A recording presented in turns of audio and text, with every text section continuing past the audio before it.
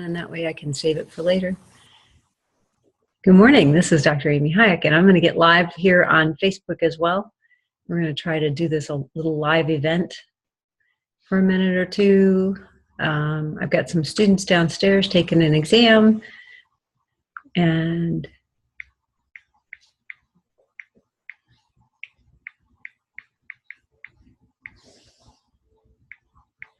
so this is expectations part 1. So this is expectations part 1, and that was kind of what we wanted to. I'm going to move that over there. What we wanted to talk about today. There'll be 3 parts to this, but this was all sparked by an event that happened earlier this week. So there is a woman who is awesome at her job. She's an expert housekeeper, and I am lucky enough to have her help me with our house. And she's terrific. She knows exactly what she's doing. She can predict all kinds of stuff. But she said to me one day that she wasn't really sure that the cleaning agent that we were using was really cleaning. And I said, what do you mean? And she said, well, she just didn't feel like it cleaned really well. And we kind of talked about it for a little bit. And before we got finished, I couldn't really define yet what it meant by it's not really cleaning. So, I mean, it suds up and the dirt's gone when she's done. But she felt that it just wasn't cleaning as well as other products might do. And so I thought about it. I might be completely wrong because I have no idea. But it occurred to me that it may have something to do with other perceptions. So it got me thinking about our perceptions and expectations of other things in our lives, like health in our animals. And so I started off with that whole phrase of, my dog's healthy except he's got this ear infection, or my dog's healthy except he's got this skin disease, or my dog's healthy except for his heart murmur. He's been healthy all the way up until now, until whatever. It would be kind of like me saying, yeah, Christy's been healthy. She's a horse of ours up until now, except that now she doesn't want to walk across the pasture. That's a kind of odd definition of health. And so I wanted to explore a couple of things with regard to what we have for expectations or how we think about stuff. And so the first one of those I'm going to look at is,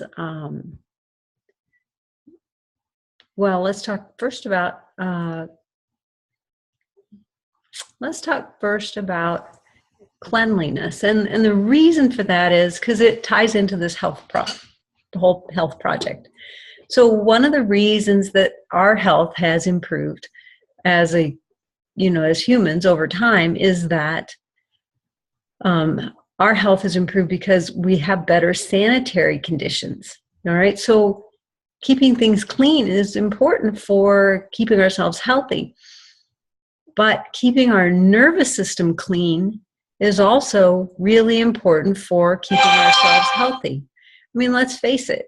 We lived for eons before we had Clorox, right?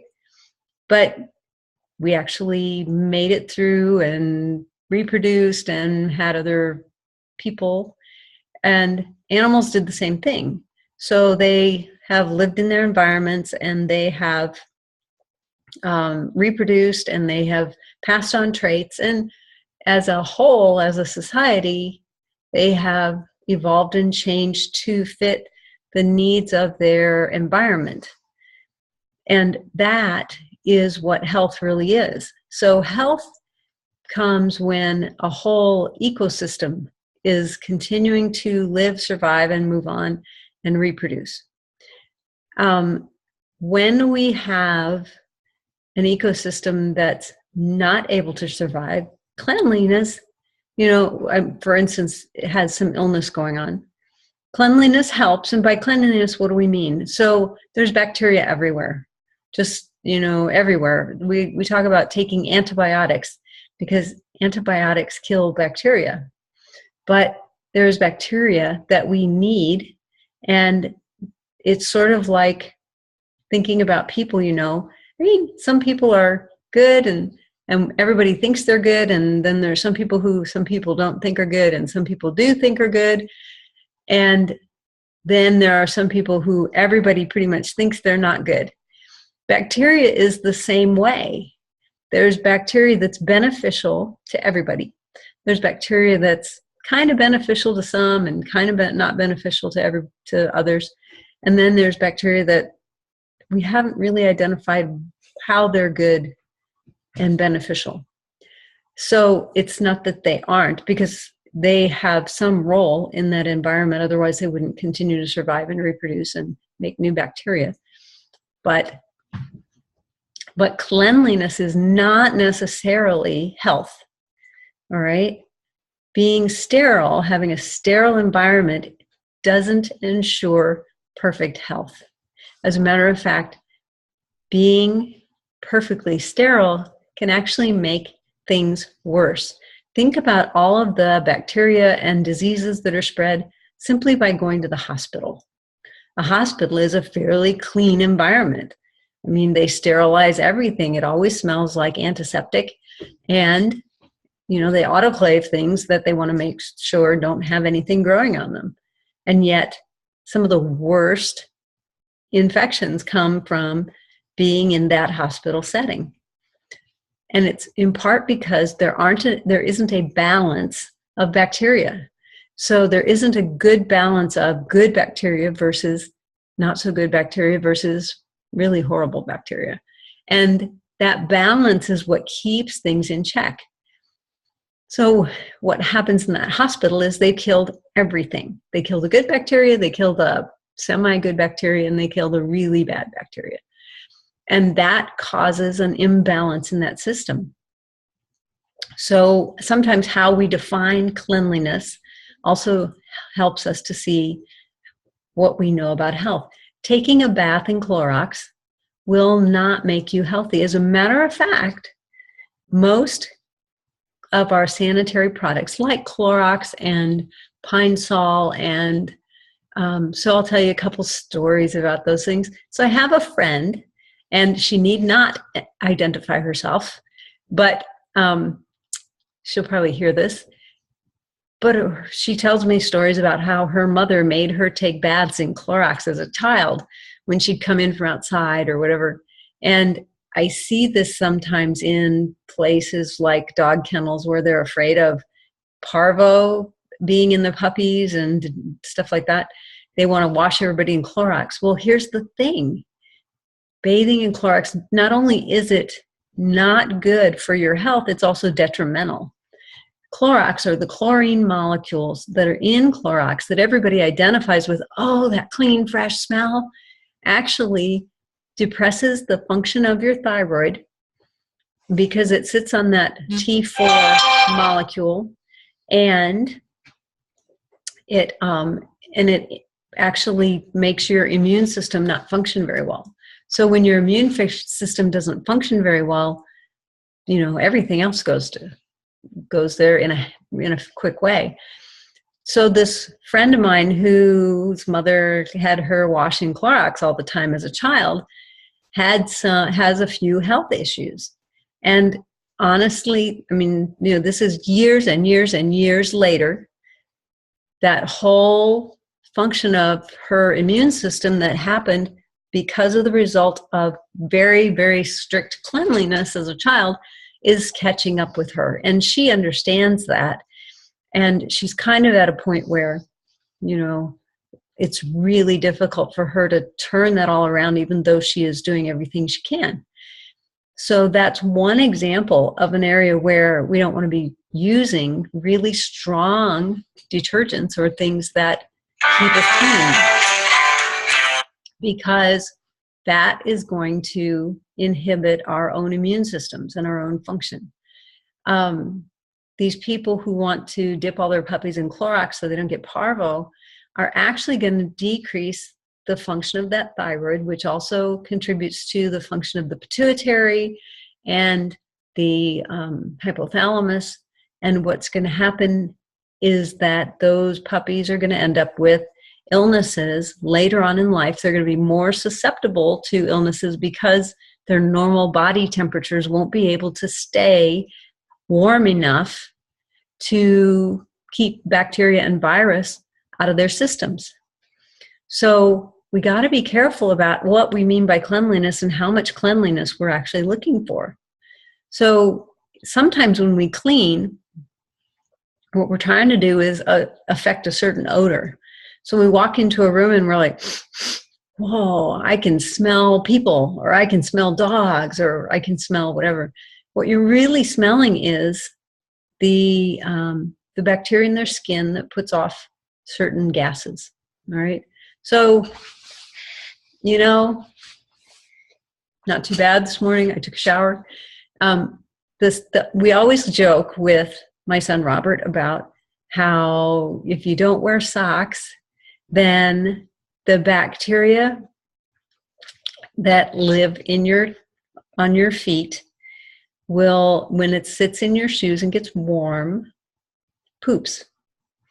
And either it poops in your socks and you can take your socks off and throw them away, or it poops in your shoes, and then every time you put your feet in your shoes, you got bacteria poop on your feet. And your feet don't feel so good because of it, but also your shoes deteriorate faster because the bacteria actually help break down the fibers in the shoe. So we have that conversation occasionally, and we haven't had it in a long time. He's wearing socks more often. But the point there is that most of the smells that we associate with things like a wet dog or a, stinky person or whatever are really the bacteria in their skin and how it's putting off gas. So a well dog is going to smell different than a dog whose immune system and nervous system isn't quite so healthy, because the bacteria on their skin is going to be different.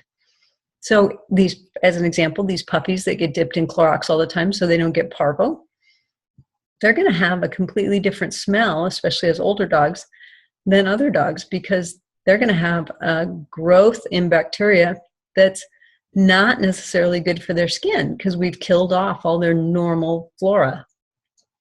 So we've got to have that balance in order to have things like good smells. So most of the things that we see for cleaning supplies include things like, having a fresh scent, or, springtime scent, or Clorox, the smell of clean sheets, which most people associate with smell of chlorine, Pine Sol, because it's got that fresh piney scent, all of those things. So all of those kinds of smells, anytime we can smell them, there is a chemical in the system, and every one of those chemicals actually causes a reaction with the thyroid. So even the ammonia in our Pine Sol affects our lungs and how they absorb oxygen, and it affects our animals' lungs too. So when we're using those kinds of odorous cleaning supplies to do things like clean the floors, then we actually can end up affecting our dogs more. A good example is right here. So we don't use any real cleaning supplies on the carpet in particular, but there's Harley. I think you can see him laying on the floor. He's in direct contact with that floor. He's in direct contact with anything we use to clean that floor. And, then there's those dogs who, like mine, like to help clean up in the kitchen. And so they lick the stuff off the floor. And if I'm using some really heavy chemicals on the floor, they're licking it up just right along with those breadcrumbs or whatever else fell down before we could sweep. So in the whole idea of thinking I don't want my animals to have illnesses or disease later on. I don't want to use really harsh chemicals in the environment because it's going to change their nervous system and it's going to change their immune system. So where else did we want to go with this cleanliness idea? We'll talk a little bit more in the next segment. We're going to talk more about odors, because odors play a big role in a lot of different ways, for our animals in particular. But the whole idea of cleanliness, what I want to get across is that the cleanliness that we expect doesn't necessarily have an odor. And if we've become accustomed to smelling flowers all the time, flowers, for the most part, their odor is way different than the actual, the synthetic scents that people create to put in those products that smell like flowers. There's no alcohol in them. There's no ammonia in the smell of flowers. And yet all of those scents that we have start with that alcohol or ammonia smell. Most chemicals that we associate cleanliness with, like nitrogen, pine sol, or Clorox, or any generic derivatives, like Fabuloso is a really popular one, and that's kind of a pine sol knockoff. Any of those chemicals actually have an awful lot of what are called halide gases in them. So gases that, or chemicals that turn into gas and float around. So if you mix, for instance, anything with nitrogen in it, like ammonia, so even vinegar, because vinegar has a nitrogen molecule, and so ammonia or vinegar, if you mix any of that with the chlorine, like Clorox, some people like to do that because they in their perception, it is the cleanest of the clean. It's going to kill everything. But here's the thing, it causes a chemical reaction that creates ammonia gas. Chloride gas. And chloride gas is toxic. It's toxic to everything in the environment, including the humans. So people who clean with those things are going to have more health issues than people who would never have thought to mix those two things together. And it's very dangerous. It's dangerous, particularly for the animals in those environments. So there was a time, quite some years ago, when I worked on some animals for a client. She had quite a few exotics, and she had a nice environment for them. They had a barn that they could come and go from. It was heated or cooled in the summer. It had lots of enrichment, and there were many different species that used the same facility, and they all got along together. For the most part, nobody ate each other. And one year, she hired some women to, help her out to feed animals and clean up after them and things like that. And they took it upon themselves to really clean and scrub this barn, make it smell good. So they cleaned it with heavy Clorox. And it actually ended up killing some of the animals because of the smells, but also of the gas, but also because of the contact. So our animals, like we were talking about Harley, contact those chemicals more readily because they don't wear shoes. And then how do they clean themselves? They lick their paws. So when we have that excessive need to clean, we probably shouldn't have animals in our environment because the cleaning agents get inside our animals and have a tendency to cause them some illness. I think I've covered everything I need to about cleaning today, but I wanted to thank the woman that does such a great job keeping my house clean, because she sparked this idea in my head, that whole idea of what is our perception of clean and how do we define it and how do we use it responsibly in our environment. Because I think as a whole, many of us sort of forget that, you know, there's one thing, there's clean, and then there's really clean. And being too clean can actually be to our detriment, not to our benefit. So it's important to be able to, you know, keep the inside clean. We talk about that with nutrition, and keep the outside clean to a point, because both of those things have helped improve our health and the health of our animals and the longevity of animal life. But keeping too clean actually upsets that balance. And when we get that balance upset, then we end up with some issues. Good morning, Campion. We end up with issues that cause problems in our life. They cause problems with our health. It causes long-term problems with our animals' health. And it causes, it changes the world. If an animal as a society doesn't have that balance of, you know, good bacteria, medium bacteria, and bad bacteria, then as a whole, you know, that's part of evolution. That whole system it fails. So it looks like Facebook, as usual, is signing off because it can't seem to hold us charge. And I probably need to go because I have some students taking an exam.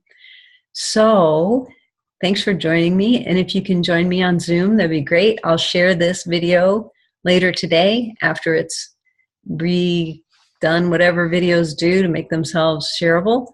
And if you feel like this has been helpful, share it with your friends, especially your friends who have animals. Because if we can prevent any illnesses by helping some people realize that there's a certain level of cleanliness you don't have to have. You know, we already know that it helps our children to go out and play in the dirt because then they get exposed to some things and their immune systems work. It does the same thing for our animals. It will help them. Nutrition on the inside keeps us clean, and certain balances of bacteria on the outside also help keep us clean and healthy. Join me next week, 8:30 a.m. Central Time, for part 2 of this discussion about expectations, and we're going to talk about odors. Thanks, guys. Ciao.